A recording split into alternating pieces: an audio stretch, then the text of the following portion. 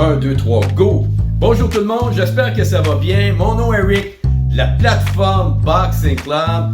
Donc, j'ai fait une entrevue avec un boxeur québécois, un très bon boxeur québécois.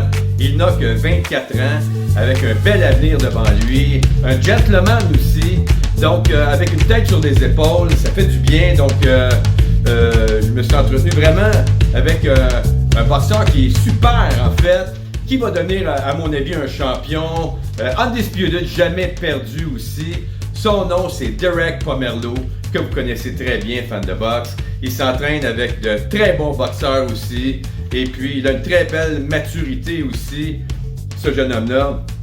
Il mesure 5 et 11. Il a un coefficient de pourcentage de KO de 82%. Et puis, il a donc 11 combats gagnants, aucune défaite, avec 9 KO, imaginez-vous donc. C'est excellent. Donc, il est gaucher aussi. Il s'est battu donc en septembre 2024 avec Marcelo Coceres. Et puis, Coceres avait 32 combats. 7 combats perdants avec une nulle. Il s'est battu aussi donc en février 2025 contre Nathan McIntosh aussi, un boxeur qui vient de la République tchèque, un très bon boxeur, et il a gagné aussi donc ce combat-là. Donc et monsieur donc McIntosh avec 80% au niveau du coefficient de KO qui était excellent, un très bon boxeur. Donc je me suis entretenu avec Derek Pomerleau qui m'a donc conversé durant une vingtaine de minutes. Donc, et je vous offre cette entrevue-là, fan de boxe, donc avec Derek Pomerleau, donc à mon avis un futur champion. Donc et aussi donc toute une tête sur les épaules. Vous allez voir. Donc je me suis entretenu avec lui ce matin. Donc je vous offre cet entretien-là avec Derek. J'espère que vous allez aimer. Je vous souhaite donc une bonne entrevue avec Rick Hamel et donc Derek Pomerleau. Merci, au revoir. Ça mène beaucoup. Autant pour les promoteurs, ils aiment ça. Je veux dire, tu fais plus de billets, tu es plus connu. Je pense juste que c'est un game changer d'être connu sur les réseaux sociaux. Fait que j'ai décidé de commencer à faire ça. Puis je me suis comme lancé là-dedans, ça fait quelques jours. Fait que on va voir ce que ça nous mène. Ben, regarde, moi je trouve que c'est une belle approche de ta part d'être présent sur les réseaux sociaux. Aussi, tu deviens plus payant aussi, à quelque part. Regarde, moi je vais parler de toi. Je sais que tu as fait 4 combats en 2024. Tu étais pas mal actif, que c'était comme une ascension pour toi. Pourrais-tu me dire un peu si tu es content à date là, de ton 2024, des combats que tu as fait? Oui, je suis très content. J'ai eu une très belle année 2024. Moi, je demande à être actif. Puis j'ai eu le droit à être actif. Là, on a fait plusieurs combats, même en l'espace de quelques mois. Le dernier combat que j'avais fait en 2024, c'était contre Marcelo Coceres. Puis ça, c'était un combat qui était important pour moi. Il fallait que j'aille gagner ça. C'était un combat qui à 4 jours d'avis a changé. Je pense qu'il y a eu comme 4 ou 5 adversaires de canceller. Puis pour arranger le promoteur, pour arranger mes fans, moi je suis pas quelqu'un qui. J'ai pris mon courage à deux mains et je me suis dit on va le faire quand même, on va monter de catégorie de poids parce que c'était pas mon poids non plus. J'ai boxé à 168 puis j'étais à 160. Alors c'était un gros défi, puis on a su remporter la victoire avec un beau knockout en plus au début du 5e round. C'était vraiment bon, puis ben, c'est ça, en espérant pouvoir être autant actif en 2025. C'était une très belle année 2024, puis en espérant en avoir plusieurs autres comme ça. C'est bon, puis au niveau de tes skills, parce que tu parlais que tu avais des bons skills, dans lesquels skills que pour toi tu es plus à l'aise sur un ring quand tu combats? Je pense que. En fait, je pense pas. Je dirais que un de mes talents de base, le meilleur que j'ai, là, ça serait mon IQ dans le ring. J'ai une intelligence, j'ai une forte intelligence dans le ring. Je suis très bon, je réfléchis bien, je m'adapte vite à mon adversaire, je sais quoi faire, je sais où placer dans le ring. La boxe, il y a beaucoup de personnes qui pensent que c'est juste barbare puis on fait juste se fesser d'en face. C'est un petit peu ça, oui, mais il y a vraiment le côté scientifique, stratégie, suivre le game plan. Puis ça, je le fais très très bien. Puis là, si on continue la liste, ben, je pense que je suis assez rapide. J'ai une très belle défensive, j'ai un bon knockout punch. Je pense que je cogne quand même assez dur. Tu as quand même 82% à peu près de pourcentage de KO qui est énorme, Derek. Ouais, c'est bien. Puis il y a 2 combats qui ont fait la limite. Un combat dont je pense que c'était mon 3e combat amateur. J'ai affronté un Mexicain qui lui avait participé au jeu dans le championnat du monde junior. Il avait remporté, il était vraiment bon, un bon gaucher. Puis je pense que j'avais encore pas nécessairement toute ma maturité physique. Bon, c'était mon 3e combat pro. Fait qu'on a fait la limite, mais c'était un super beau combat. Puis un autre combat aussi, je pense que c'était encore contre un Mexicain que lui, je l'ai touché au premier round, il a pas aimé ça, puis il a fait la coquille le reste des rounds. Puis, tu sais, aujourd'hui, j'affronterais le même gars, puis il ferait la même chose. Ça serait pas le même résultat, mais à ce temps-là, bon, c'est l'adaptation, Fait que j'ai fait tous mes rounds, mais tu sais, c'est bon, je veux dire, quasiment 90% de knockout. 90%, ok. Ouais, c'est ça. Ça cogne des petits gars, ça cogne. Là, c'est excellent. Puis il y a aussi ta condition physique qui a l'air excellente. Moi, je t'ai vu sur le ring aller, puis je t'ai vu aussi en entraînement un peu. Et puis, t'es pas juste bon en avançant, t'es très bon en reculant aussi. On sait qu'un boxeur, j'avais fait une entrevue aussi avec Masloum, avec Dennis, puis lui il me disait qu'il avait été en Angleterre, il s'est entraîné avec Josh Taylor. Et puis, il a beaucoup appris de sa boxe à reculons, en fait. Parce que c'était peut-être, je sais pas, moi j'ai vu se battre, là, c'est quand même un très bon boxeur, c'est quelqu'un, je vais revenir à toi, mais je trouve que en reculant, je t'y veux aller, puis je te trouve très à l'aise. Tu es très à l'aise en déplacement sur un ring, Derek. Faut savoir que ma carrière amateur s'est passée comme ça au complet. J'étais un boxeur qui longeait les câbles, je faisais mes points, je me faisais pas toucher. Un petit peu à la Mayweather si on veut. C'était plus mon style, j'étais plus un counter-puncher, un gars qui contre-attaque. OK. J'avais pas le gros style, ça dépend des combats, oui un peu plus, mais j'étais pas le gars qui mettait ultra de la pression et qui lançait 10 000 coups par combat. J'étais vraiment un gars qui choisissait ses coups, qui touchait, qui se faisait pas toucher.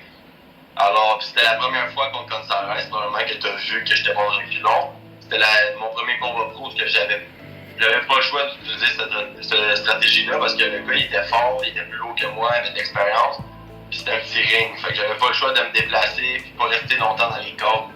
Mais c'est quelque chose que j'ai pratiqué longtemps, fait que c'était comme facile pour moi. Wow! Parce qu'on sait qu'un petit ring, là, t'es plus restreint, puis souvent, c'est au combattant qui a l'avantage.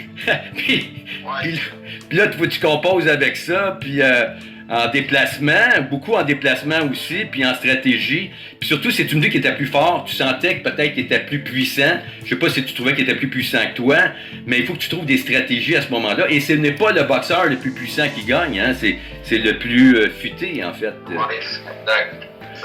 Donc, au niveau de tes déplacements, ben, c'est très bien. C'est super. Puis, tes aspirations pour les prochains combats, ça serait quoi pour toi? Où est-ce que tu aimerais aller combattre? J'aimerais participer à des gros événements.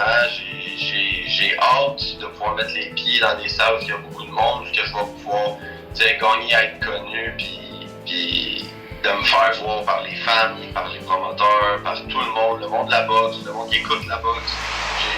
J'ai vraiment hâte qu'on puisse montrer le Derek Pomerleau que ça fait longtemps, qui est dans un gym, qui s'entraîne, puis qui attend d'être sur les gros stages comme ça.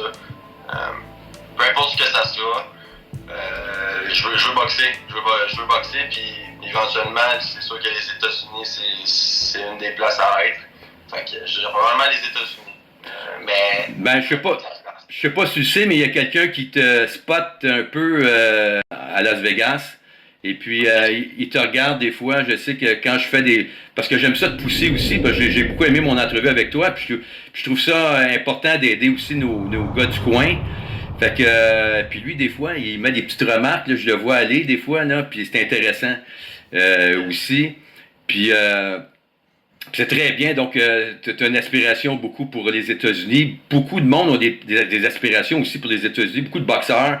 Puis là, présentement, ça débouche un peu.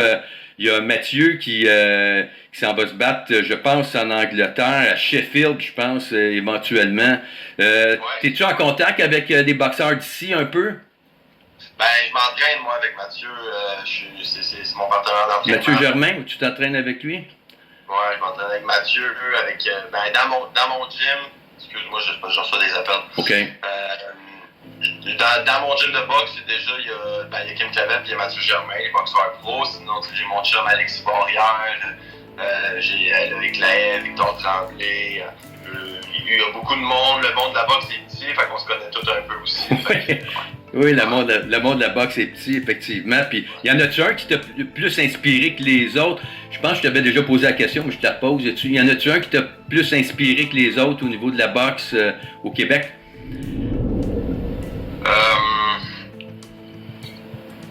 Vite comme ça, je vais répondre vite, sans réfléchir. Je crois que... Puis j'ai même pas tant suivi sa carrière. OK. Mais je dirais Michael Zuzki, parce que c'est un... Ben, mais je sais qu'il y en a d'autres, c'est juste que là, vite comme ça.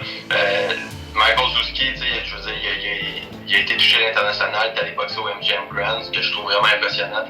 C'est incroyable. Mais le plus que je réfléchis, je pense que Patrice Vanny aussi, il a boxé la semaine passée en Floride, mais je parle au MGM à Las Vegas. Il y a Junior Ulysse aussi, qui a mis, tu sais, je veux dire, on a eu beaucoup de talent au Québec, mais je pense que. Puis tu sais, si je remonte plus loin que ça encore, moi j'ai Arturo Gatti, j'ai été fan longtemps d'Arturo Gatti. Ah oui. Très bon boxeur. Ouais, vraiment. Wow! Son premier combat, 9e round, ça a l'air que c'était légendaire ce combat-là, puis le 9e round, là, c'était extraordinaire. C'était quelque chose. C'était quelque chose. Tu vois la force de caractère de la personne qu'il est, puis du boxeur qu'il est, là, je veux dire, il était un tough de la vie, littéralement, autant dans le ring qu'en dehors. C'était impressionnant de voir ça, là. Vraiment. Vraiment un de nos meilleurs vedettes à l'international, Arturo Gatti. Je veux pas reproduire ce qu'il a fait, par exemple, parce que c'est pas très très bon de manger autant de coups, mais c'est un méchant showman. Méchant showman. J'ai toujours adoré regarder Arturo Gatti, je le trouve écœurant. Puis c'est tellement important aussi, Derek, de l'esquive. Hein? Parce que la boxe, c'est l'attaque, mais t'as l'esquive aussi. Puis c'est important à la fin de ta carrière de pas avoir trop de blessures. Je sais qu'il y a des boxeurs ici, il y en a un entre autres qui avait dit qu'il y avait des blessures, il n'a pas voulu parler exactement de ses blessures, mais il y en a qui ont reçu beaucoup de coups, ouais. Puis c'est important, puis des fois c'est juste des manières de boxer, des belles manières de boxer, d'être vraiment à l'écoute de ton entraîneur. Fait que la défensive, très important, les déplacements aussi, très important. Puis d'avoir des bonnes habitudes, puis que les bonnes habitudes, tu les as tout le temps avec toi. Fait que ça peut même te permettre de gagner des combats. Fait que c'est vraiment bien. C'est ça. Puis, si je mangerais autant de coups qu'un Arturo Gatti, que n'importe quel boxeur, tu vois qu'il mange trop de coups, je boxerais même pas. Parce que c'est important pour moi d'avoir une tête en santé. Puis je pense à mon futur aussi. La boxe, moi, c'est ma passion, ça va toujours l'être. Mais il y a une après-carrière, je veux dire, quand il a été rendu à 50, 60, 70 ans, oui. Ça serait le fun de ne pas avoir un traducteur parce que tu baves et tu as de la misère à comprendre ce que tu dis. Fait que pour moi, c'est très important. Puis je pense que c'est pour ça aussi que ma défensive, elle est vraiment bonne. C'est toujours de quoi que j'ai perfectionné, que je perfectionne encore aujourd'hui. C'est pas la meilleure défensive, mais elle est très bonne. Puis je continue à mettre de l'emphase là-dessus. Puis de le dire aussi à tout le monde que je croise dans le gym. Au sport-études, aux jeunes, je leur dis c'est important, la boxe, c'est un beau sport, c'est difficile, mais il faut vraiment comprendre qu'il faut vous protéger votre tête. C'est pas juste nécessairement d'avoir les mains hautes, parce que il y en a beaucoup qui vont relier ce que je dis, la défense, ok, faut que je garde mes mains là. Pas nécessairement, mais faut pas qu'ils mangent de coups. Parce que de faire la coquille puis de manger tout, là, quand même, ça cause quand même. Fait que je préfère 1000 fois plus éviter un coup de poing que d'en bloquer un. Oui. Oui, wow. Je veux dire, à un moment donné, t'as pas le choix, t'en bloques, ça fait partie de la game. C'est juste que, c'est ça, j'essaie d'incorporer ça à la jeune génération de boxeurs qui s'en vient. Puis au monde que je croise aussi, je leur dis que c'est très important, la défense. C'est très, très, très important. On va être ensemble. Oui, absolument. Regarde, ce que tu dis, tu es un modèle. Là. Qu'est-ce que tu dis là, ça va aider les autres boxeurs aussi, tu sais. Ça, c'est clair. Et puis, dans le futur, as-tu un combattant que tu aimerais combattre ou est-ce que peut-être que tu as des aspirations à te battre avec dans ta catégorie de poids, en fait? C'est une très bonne question.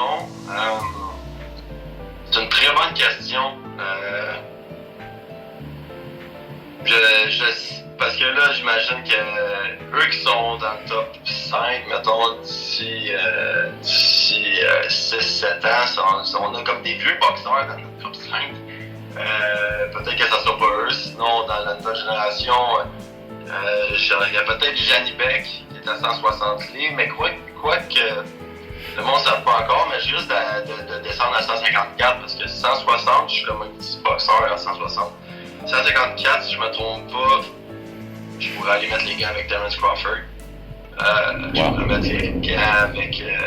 Mais tu sais, Terence Crawford, ça serait vraiment. Wow! Tu sais, je peux pas. Je vais juste imaginer Shakur Stevenson qui s'entraîne avec lui 24 heures sur 24, 7 jours sur 7, puis qui prend ses conseils, qui fait du sparring avec. Honnêtement, je sais même pas si je voudrais me battre avec. J'aimerais mieux que ça soit mon partner de gym que mon fighter, là, ouais. Mais moi, j'ai vu le dernier combat que Alim Kanulai a fait, Gianni Beck. Assez impressionnant, ce monsieur-là. Il est très dominant comme boxeur. Hein? C'est un champion. C'est un champion, ce gars-là. C'est un champion. C'est un futur champion aussi. Oui. Ouais. C'est un futur champion unifié. Ça, c'est clair, net et précis. C'est beaucoup de tempérament, un beau IQ ring aussi. Il se déplace bien. Il est dangereux. C'est un gaucher. Ouais. Non, il est très, très bon. Très, très bon, Gianni Beck. Il a l'air de cogner dur aussi. Oui, il cogne vraiment dur, c'est vrai. Ah, ben c'est bon. Puis au Québec, il y en a-tu avec lesquels, ben tu as dit que tu t'es entraîné beaucoup avec Mathieu Germain. Comment est-ce que tu le trouves sur un ring, Mathieu? Je t'ai supposé d'avoir un... Vas-y. Moi, Mathieu, je le trouve... c'est de la belle boxe de qualité. Il bouge tellement bien. Puis tu sais, je veux dire, lui, ça fait pas nécessairement super longtemps que t'es avec Stéphane Larouche. Il a son propre style déjà de base, il boxe déjà super bien, mais je pense qu'avec notre coach Steph, ça paraît, genre Mathieu Germain, il est un peu comme Kim, il est un petit peu comme moi, on ressent la boxe. C'est facile pour nous, tu nous mets dans un ring, c'est comme si on avait fait ça depuis qu'on était en couche. Dans les 3 cas, je pense que c'est ça, là, à part Kim qui a peut-être commencé une petite affaire plus vieille. Mais toi, t'as commencé à l'âge de 5 ans, 5-6 ans, je pense, hein? 5-6 ans, j'étais dans les gyms déjà. C'est ça que tu m'avais dit. À l'âge de 3 ans, je courais dans la maison puis je frappais sur le frigidaire avec des gants. Oui, c'est ça que tu m'avais dit. ça fait vraiment longtemps que je connais la boxe. Mathieu a un combat qui s'en vient contre Dalton Smith. Oui. C'est un combat super intéressant, puis je vais peut-être même aller le voir en Angleterre. Si c'est possible, je vais aller supporter mon chum Mathieu, c'est sûr. Wow! Et ça serait bien pour lui, hein? Ouais. Ah, c'est bon. C'est à Sheffield, je crois, en Angleterre. Une belle place, puis les Anglais très chauvins.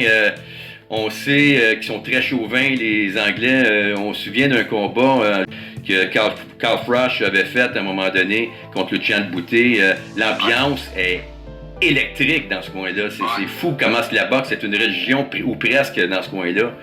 Donc, moi aussi, j'ai hâte de voir. Quoi, Derek, qu'est-ce que tu dis? L'aréna où ils vont boxer, je pense que c'est 2500 places. Puis je vous le garantis que ça va être rempli. C'est sûr que c'est rempli. Comme tu dis, pour eux, c'est une religion, la boxe. Là. Fait que j'ai pas de doute que ça va être plein, que ça va faire du bruit. OK. Non, ben c'est bien de fun. Regarde, je te souhaite des bons combats prochainement. Je te souhaite de continuer à avoir une belle attitude comme que tu as. Ça fait 2 entrevues que je joue avec toi, puis je vais dire, là, chapeau, t'es un gentleman, mon ami, puis je te souhaite une belle carrière. Bon, de toute façon, on va probablement se recroiser pour d'autres entrevues après des combats. Puis fais attention à toi. OK? Salut! Bye bye! Bye bye! Donc, et voilà, fans de boxe, j'espère que vous avez aimé l'entrevue avec Derek Pomerleau. Retenez ce nom-là. Donc, il va faire la pluie et le beau temps, ce jeune homme-là. Il est très habile sur un ring. Et puis, c'est un gaucher aussi. Donc, j'espère que vous avez aimé cette entrevue-là avec Derek Pomerleau. Donc, mon nom est Eric Hamel. Faites attention à vous. On se revoit pour un autre combat de boxe ou pour une autre entrevue, fan de boxe. Donc, j'espère que vous avez aimé l'entrevue. Merci beaucoup, Derek. Ça a été un plaisir pour moi de faire cette entrevue-là avec toi. Porte-toi bien et puis on se revoit pour un autre combat, Derek. Merci. Au revoir tout le monde.